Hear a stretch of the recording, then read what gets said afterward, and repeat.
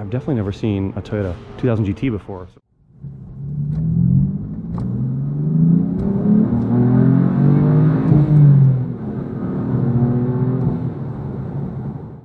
Well, hey all, welcome back to Doug's Cars. If you're a long-time viewer of my channel, or if you just started watching my videos, I just recently toured Desertland Park in Orlando, which has a huge indoor car museum in this abandoned shopping mall. Well, it's not abandoned anymore, but one of the other cool things they have here is a James Bond exhibit. And I mean, this place is packed with James Bond memorabilia. I mean, there's an Aston Martin right in front of me. This is the 18-wheeler rig from the Timothy Dalton movie with the cocaine-filled gas tanker thing that, you know, fell off the side of the mountain in Colombia or Panama, wherever it's supposed to be. I mean, he's just sitting right here. Like, there's a Z8. There's a 2CV over there. There's a Lotus back there. And this guy actually bought a lot of these cars for real.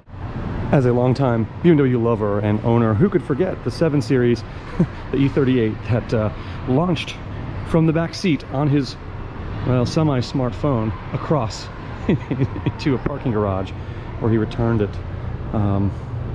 This was another Die Another Day car.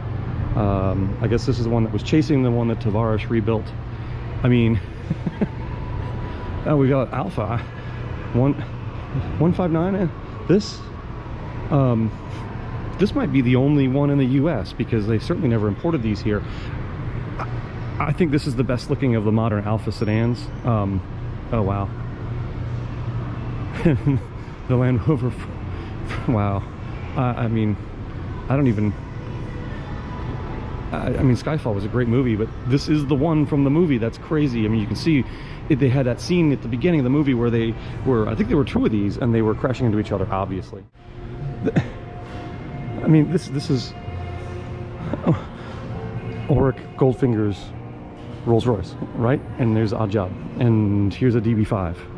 I mean, it even says Superleggera on it, and it's silver, and it's beautiful, and yeah, it's not got the right tag on it, obviously, because this isn't the car, but it's one of them. I mean, they even got a jet in here, all the Goldfinger stuff right here on display. This is really cool. Oh, here we got another DB5, because of course you have another one with the Mustang. And oh wow, I've definitely never seen a Toyota 2000 GT before, certainly not a convertible one. They made them just for the movie because Sean Connery couldn't fit. These are super rare. I think they made like 1,000 or 2,000 of them entirely, let alone a convertible that was only made for the movie, and they're worth upwards of $300,000-$400,000. They're very expensive cars. Diamonds are forever. The huge Mustang that he drove on 2 wheels this way, and because they filmed the scene wrong, somehow it flipped over and drove on the other 2 wheels to come out. And that was an absolute mistake, but it's pretty cool. The Triumph Stag that I think he drove to Amsterdam at the beginning of the movie, I believe. Interesting, like butterscotch color. I'm sure you British Leyland folks out there can tell me what that color actually is. Please let me know. I'm just I mean, live and let die. You've got Amc Hornet and the AMC Matador that they used. I assume these are the actual cars. You can see there's a little damage on the front, and I have no reason to believe that they're not. And this is the one that did the whoop-de-whoop thing, because of course it was a Roger Moore movie and had to be funny. But now I'm noticing that there are several Lotuses, I mean Lodi, yes. For Your Eyes Only, when he had the skis. Oh man, so many Lotus Esprits here. Oh my gosh, they're just everywhere. For Your Eyes Only, I think, was the first Bond movie I ever saw. And so you've got the underwater one, you've got the ski resort one, and of course the star of the movie is really the 2CV that keeps them safe. Goes down the side of the mountain, the bad guys can't catch them. A View to a Kill, what a great movie. And Living Daylights, for that matter. This was the first Timothy Dalton one, which a lot of people didn't like, but I liked him. I was a kid.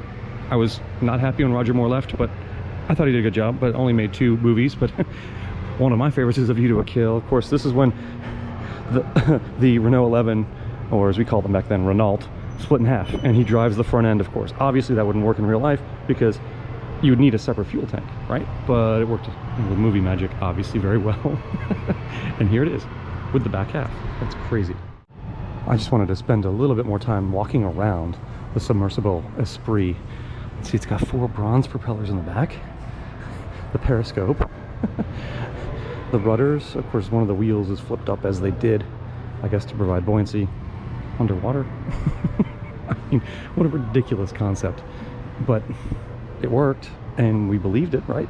And then of course he's got the guns in the front because you have to. And oh, that's right, those flipped up, the wheels flip underneath the car and the rudders came out. Right, now I remember. Makes sense. All that to say, I'm going back over to this one because this burnt orange, brown, whatever, Turbo Esprit with the ski rack on the back and the gold wheels is just amazing. I went back and watched that movie a couple years ago, and I mean, this car is just awesome. He's driving it in the snow and it's just Stade, or you know, one of the Swiss, French Swiss ski resorts, and it's just beautiful. And I mean, look, how could you not love a car with a sticker like that on the front? Turbo Esprit, huge.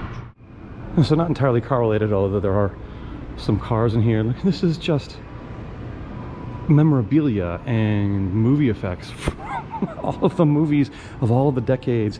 I mean, this guy is just an amazing collector, and he has all these super cool cars here. I highly recommend checking out the video I made of the actual car collection, not just the Bond stuff. But wow, I mean, this just keeps going on and on and on and on and on. I mean, and you get to come in here when you pay admission for the car museum. You get a wristband and you just kind of open the door to this and come right on in and get to experience all this cool Bond stuff. And I highly recommend that if you're in the Orlando area. This is just on the other side of like Universal, so it's not too far away. It's off of International Drive. It's in an old shopping center that you know, I guess none of the stores were still in business because no one goes to malls anymore, right? But they do use them for cool things like this. I mean, Moonraker and the Mini Moke. Anyway, I have had a blast here today. Check out my other video on the car museum, please. But I hope you enjoyed the Bond museum part of this. And thanks so much for watching Doug's Cars. Hit subscribe so you can see more fun stuff that I'll be doing in the very near future. And I look forward to bringing you some content very soon. Have a great day.